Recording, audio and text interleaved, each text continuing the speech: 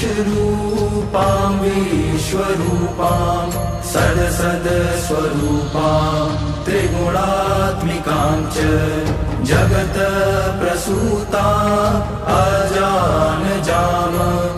आनन्द अनानन्द विज्ञान विज्ञान पञ्ची अपञ्चीकृत पञ्चभूतां जगत स्वरूपां वेद अवेद विद्या अविद्यारूपां नमामि ऊर्ध्व अधः तिर्यक् सर्व्या